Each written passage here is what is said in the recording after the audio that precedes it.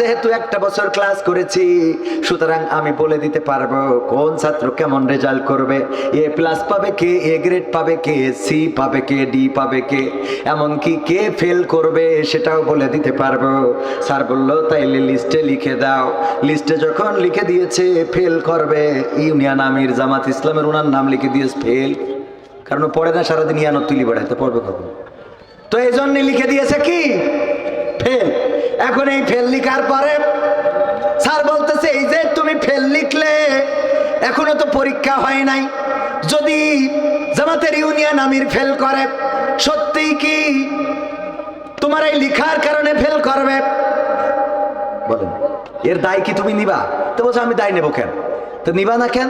বলছে আমি এই 1 বছরের ক্লাস করে বুঝতে পারিছি যে উনি তো সারাদিন মিছিল মিটিং, আজকে দাড়িপাল্লা টেঙ্গাচ্ছে, কালকে ধানের শীষ টেঙ্গাচ্ছে, এগুলো করি বেড়ায়, তো উনি পড়ে না, তা পাশ করবে কি করে? বোঝা যায় না বাবা কে কেমন ভালো ছাত্র, এরা 1 বছর সাথে থাকলে বোঝা যায় না? স্যার বললেন ওগো আমার ছাত্র, এবার বুঝে নাও, তুমি যদি 1 বছর একটা ক্লাসে থেকে কে ফেল করবে আর কে এ প্লাস পাবে যদি বুঝতে পারো, আমার রব তোমারে বানাইছে, আমার রব কি বুঝতে পারে না কে মসজিদে যাবে আর কে যাবে না? কথা কি বোঝা গেছে? হ্যাঁ, এই জন্য আপনার নসিবে আল্লাহ লেখে নাই, বরং আপনি এইটা করবেন না বলে আল্লাহ লিখে রেখেছে, আপনার দিয়ে এটা হবে না। কথা কি বোঝা গেছে ভাইরা আমার? আপনার নসিবে যদি এটা না লেখে আপনি করতে পারবেন, যে আয়াত বলছিলাম আল্লাহ বলবেন ইকরা কিতাবাকা কাফা বিনাফসিকা আল-ইয়াওমা আলাইকা হাসিবা, পড়ো তোমার কিতাব, পড়ে তুমি তোমার হিসাব করার জন্য নিজেই যথেষ্ট, হিসাব করে দাও, হিসাবের খাতা মেলে যখন আপনি দেখবেন আহারে প্রতিটা পাতায় পাতায় গুনাহ আছে না নাই। আপনাদের মনে হয় না সব তো পীর সাহেব, সব আল্লাহর ওলি না আপনারা? আমার কথা বলি, আমার এমন অনেক গুনাহ আছে যেই গুনাহ মা যদি জেনে যেত আমার ভাত রান্না করে খাওয়াতো না, যদি আমার বাবা জেনে যেত সন্তান বলে পরিচয় দিত না, যদি আমার স্ত্রী জেনে যেত সংসারটা টিকতো না, যদি আমার সন্তান জেনে যেত আব্বা বলে ডাকতো না, যদি আমার গ্রামের মানুষ জেনে যেত আমার বিচার সালিশ বসাতো, দরবার বসাতো। আমার এমন গুনাহ আছে যেই গুনার খবর যদি আপনারা জেনে যেতেন এই স্টেজে তাকবীর ধ্বনি দিয়ে আমারে উঠাতেন না, মাইকে কথা বলতে দিতেন না। এমন গুনার খবর পৃথিবীর মানুষ জানে না, জানেন কে? আল্লাহ রাব্বুল আলামিন জানেন। এমন অনেক গুনাহ আছে, আমার আছে, আপনাদের না থাকলে তো আপনারা পরহেজগার আলহামদুলিল্লাহ। ওগো আমার ভাইয়েরা, এমন গুনার খাতা উল্টায় উল্টায় যখন দেখবেন নামাজ হয় নাই, ফজরের নামাজ পড়ি নাই, আবার ওয়াজ করে এসে বলছি ভাইয়েরা আমার নামাজ কাজা করা যাবে না, অথচ আমারে কোনোদিন মসজিদে দেখা যায় না। আপনারা তো আর দেখেন না যে হুজুর কি করতেছে। পরকালের ময়দানে ত্যাগ করে আগেই জাহান্নামে যেয়ে বসে থাকা লাগবে, ওখানে বসে থাকতে হবে, কারণ আপনারা ওখানে গণ ধুলাই দেবেন আমার যে এ কি হুজুর। কথা ভাই, এটা কিন্তু বাস্তবতা বলছি। আমাদের মানে হুজুর মানে মনে করি না বিশাল পীর সাহেব, হ্যাঁ, এত সোজা না। আবার একজনের কর্মকাণ্ড মনে করেন দাড়ি নাই, টুপি নাই, পাঞ্জাবি নাই, জুব্বা নাই, কিন্তু ইসলামের পক্ষে, কোরআনের পক্ষে ভূমিকা আছে। আমরা পোশাক দিয়ে বিচার বিবেচনা করে ফেলি, আসলে পোশাক দিয়ে পরকালে মুক্তি পাওয়া যাবে। কথা কয় না পাওয়া যাবে? পরকালে পোশাক দিয়ে মুক্তি পাওয়া যাবে না, পরকালে আমল দিয়ে মুক্তি পেতে হবে।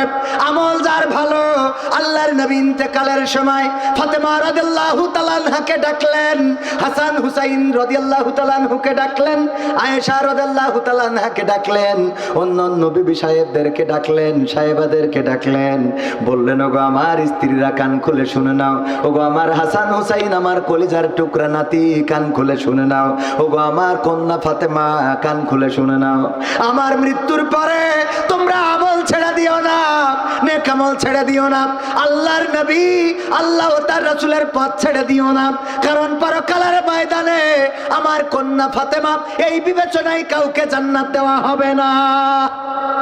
আমার নাতি হাসান হুসাইন এই বিবেচনায় কাউকে জান্নাত দেয়া হবে না, আমার স্ত্রী আয়েশা এই বিবেচনায় কাউকে জান্নাত দেয়া হবে না। এমনকি বিশ্বনবী মসজিদে নববীতে দুটি হাত তুলে ফরিয়াদ করছেন, ওগো রব, পরকালের ময়দানে যেদিন সন্তান তার স্ত্রীর পরিচয়, সন্তান তার মায়ের পরিচয় দিবে না, মা তার সন্তানের পরিচয় দিবে না, বাবা তার সন্তানকে ভুলে যাবে, ভাই তার বোনকে দেখে পালাতে থাকবে, ওগো রব, ওই দিন যেন আমি আমার স্ত্রী খাদিজাকে না হারাই। আল্লাহর নবীও দোয়া করেছেন, ওগো রব, আমার খাদিজাকে যেন পরকালের ময়দানে আমি না হারায় ফেলি, আমি যেন পরকালের ময়দানে আমার খাদিজাকে না ভুলে যায়। আল্লাহর নবীও ফরিয়াদ করেন, হাসরের ভয়াবহতা কেমন হবে যে ওই পরকালের ময়দানে আল্লাহর নবী ফরিয়াদ করেন, ওগো রব, তুমি আমার স্ত্রী খাদিজাকে যেন আমি না হারাই, না ভুলে যাই, সেই তৌফিক দান করে দিও। আম্মা আয়েশা রাদিয়াল্লাহু তাআলা আনহা একদিন বিশ্বনবীর বাড়িতে ফিরতে দেরি হলো, কান্নাকাটি শুরু করেছেন, চোখ থেকে পানি ঝরছে অঝরে ধারায়। বিশ্বনবী যখন রুমে ফিরলেন, আম্মা আয়েশা রাদিয়াল্লাহু তাআলা আনহা চোখের পানি মুছলেন। আল্লাহর নবী বললেন, ওগো আয়েশা, কেন চোখের অশ্রু? কেউ কি কোনো কষ্ট দিয়েছে? কেউ কি কোনো গালমন্দ করেছে তোমার? কেউ কি কোনো ধমক দিয়েছে, বকা দিয়েছে নাকি আমি কোনো কষ্ট দিয়ে ফেললাম? আল্লাহর নবীর স্ত্রী আম্মা আয়েশা রাদিয়াল্লাহু তাআলা আনহা বললেন, না, এমন কিছুই না, তেমন কিছুই না ওগো নবী, এটা তেমন কোনো সমস্যা না। আল্লাহর নবী বললেন, আয়েশা, আমার কাছ থেকে চোখের অশ্রু লুকানোর চেষ্টা করছো কেন? চোখের অশ্রু কোন কষ্টের কারণে যদি আমাকে জানাতে। আম্মা আয়েশা রাদিয়াল্লাহু তাআলা আনহা বললেন, ওগো নবী, আমি আপনাকে এতটাই ভালোবাসি, আপনার প্রতি আমার এতটাই মায়া, এতটাই মহব্বত, আপনি যখন দূরে থাকেন, ফিরতে দেরি হলে নিজের অজান্তে আমার চোখ অশ্রু ঝরিয়ে দেয়।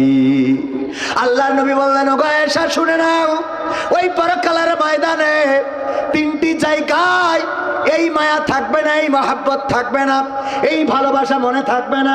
আম্মা আয়েশা রাদিয়াল্লাহু তাআলা আনহা বললেন, ওগো নবী, আমি এটা ভুলতে পারবো না, কারণ আমি আপনাকে এতটাই ভালোবাসি, এতটাই মহব্বত করি, আমার মন বলে একটা মুহূর্ত, একটা সেকেন্ড ভুলে যাওয়ার মতো সক্ষমতা আমার নেই, আমি ভুলে যাব না। আল্লাহর নবীকে আম্মা আয়েশা কেমন ভালোবাসতেন আপনাদের জানা ঘটনা। বিশ্বনবী গোসল করছেন, চৌকির উপরে বসা, আল্লাহর নবীর স্ত্রী আম্মা আয়েশা রাদিয়াল্লাহু তাআলা আনহা মাথায় পানি ঢালছেন, পানি গড়িয়ে যাচ্ছে সামনে দিয়ে। আল্লাহর নবী দেখলেন পানির মধ্যে রক্তের দাগ। বিশ্বনবী বললেন, ওগো আয়েশা, পানির মধ্যে রক্তের দাগ দেখা যায়, রক্তের দাগ আসে কোথা থেকে?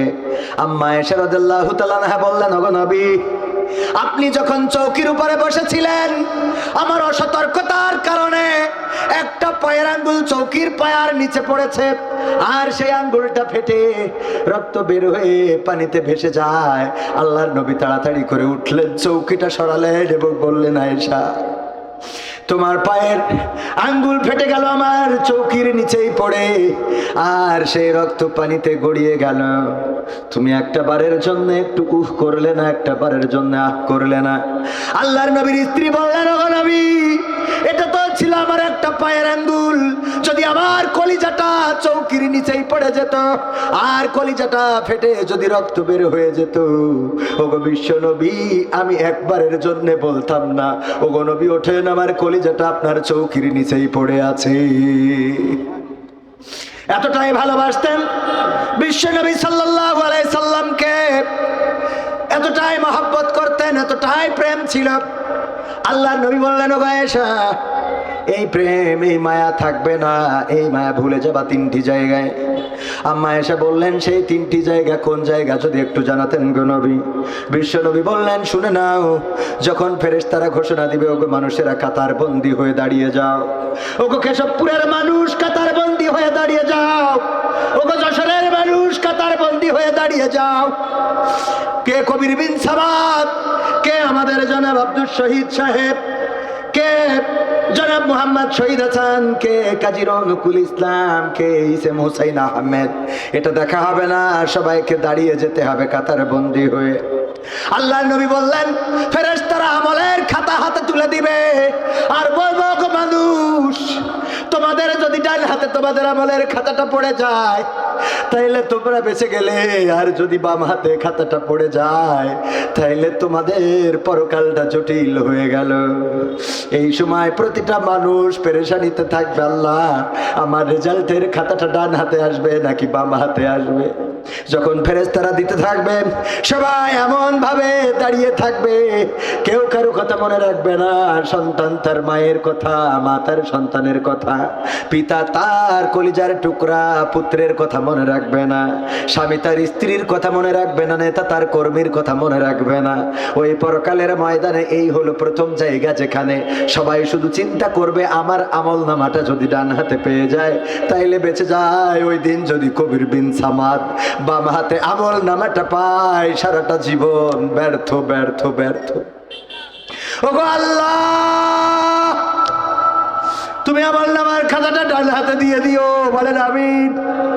ওই পরকালের ময়দানে যদি বাম হাতে খাতাটা পেয়ে যান,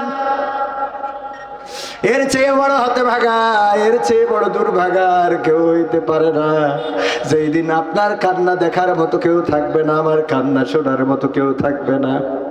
দ্বিতীয় জায়গা হলো আল্লাহর নবী বললেন, আয়েশা শুনে নাও, যখন মিজানের পাল্লায় আমল নামাটা তুলে দেওয়া হবে,